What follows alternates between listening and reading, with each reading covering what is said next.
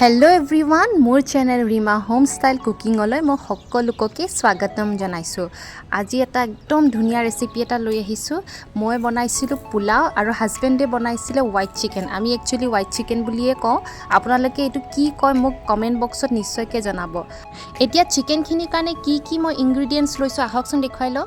পিয়াজ ডাঙৰ দুটা লৈছো, কাজু লৈছো সৰকে, আদা নহৰু আৰু কেঁচা জলকীয়া লৈছো আৰু এইখিনি মই গোটেই মিক্সিত দি পিনে এটা ফাইন পেষ্ট বনাই লম। আৰু কেৰাহীত মিঠা তেল আৰু ৰিফাইন মই একেলগে দি লৈছো আৰু এতিয়া এই পেষ্টখিনি মই তেলত এনেকৈ দি দিওঁ। দেখিছে নহয় একদম বক বক কৰিছে আৰু এতিয়া মই হেতাখনেৰে ভালদৰে মিহলাই ল'ম। অকণমান দেৰি মিহলাব লাগিব এইটো। আৰু ইয়াতে মই চিকেন লৈছোঁ 1 কেজি আৰু ইয়াতে সোৱাদ অনুসৰি মই নিমখো এড কৰি দিছোঁ। ভিডিঅ' কৰি থাকোঁতে এখেতে দিলেই নিমখ আৰু লগে ইয়াতে দিছোঁ কাশ্মীৰী আৰু জিৰা ধনিয়া মই একেলগে দি পিনে ইয়াতে ভালদৰে মিহলাই ল'ম।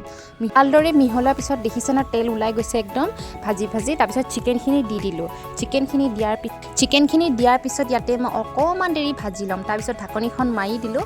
অকণমান তেল ওলাই গৈছে। এতিয়া মই ইয়াতে এড কৰি দিছোঁ কেঁচা জলকীয়াখিনি দিয়াৰ পিছত আকৌ অকণমান দেৰি মই 1 মিনিটমান সময় লৰাই ল'ম।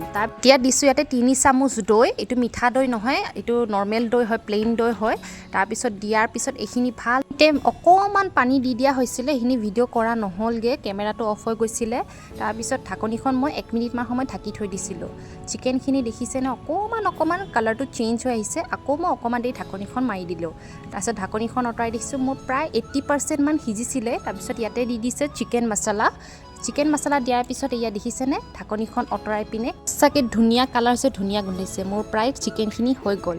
এতিয়া আহকচোন পোলাওৰ কাৰণে বাসমতী চাউল মই আধা ঘণ্টামান তিয়াই থৈ দিছিলোঁ। এতিয়া এইখিনি ভালদৰে ধুই মই খৰাহী এটাত এনেকৈ উলিয়াই লৈছোঁ আৰু লৈছোঁ মই 5টা পিঁয়াজ, কাজু, মটৰ আৰু গাজৰ আৰু বিট। এতিয়া মই কেৰাহীটোত অকণমান ৰিফাইন তেল দি পিনে এইখিনি মই ভালদৰে ভাজি ল'ম। নিমখ অকণমান দি লৈছোঁ। এইখিনি ভাজি লোৱাৰ পিছত এতিয়া মই ইয়াতে মটৰখিনিও দি দিলোঁ। মটৰখিনি মই এনেকৈ ভালদৰে ভাজি পিনে এতিয়া উঠাই পিনে থৈ দিম। মোৰ হৈছে প্ৰায় 80% ভাজি। চেম তেলতে মই পিঁয়াজখিনিও দি পিনে এনেকৈ ভাজি ব্ৰাউন হোৱালৈকে উঠাই থৈ দিলোঁ। আকৌ চেম তেলতে মই কাজুখিনিও ভালদৰে ভাজি কেনে উঠাই থৈ দিলোঁ। আৰু এতিয়া মই অকণমান তেল দিছোঁ। তেল দিয়াৰ পিছত ইয়াতে 3 চামুচ মই চেনি দিছোঁ। চেনিটো দিয়াৰ পিছত আৰু লং, ইলাচি, ডালচিনি সেইবোৰ দি পিনে চাউলখিনি দি এতিয়া মই অকণমান দেৰিলৈকে ভাজি থাকিম। ভাজা কালাৰটো চেঞ্জ হোৱালৈকে মই ভাজি ইয়াতে সোৱাদ অনুসৰি নিমখ দি দিছোঁ। এয়া দেখিছেনে অকণমান গল্ডেন ব্ৰাউন নিচিনা হৈছে আৰু ইয়াতে 3 চামুচ মই ঘি দি দিছোঁ। এতিয়া ভালদৰে ভাজি মিহলাই মোৰ হৈ গ'ল। তাৰপিছত বাকী ভেজিটেবল যিখিনি লৈছিলোঁ মই তাৰে ওপৰত দি কাজু চাজু দি দিছোঁ। পিঁয়াজখিনি এনেকৈ দি অকণমান পানী দি পিনে সেইখিনি হুইচেল মাৰাই ল'ম। আৰু দেখিছে মোৰ পোলাও চিকেন আৰু পনীৰৰ ৰেচিপিটো মই অলৰেডি দিয়া আছেই চেনেলত, মোৰ চাই ল'ব পাৰে। সঁচাকৈ আজি ৰাতি ডিনাৰ আমি এনেকৈয়ে কৰিলোঁ। ইমান ধুনীয়া হৈছে খাবলৈ।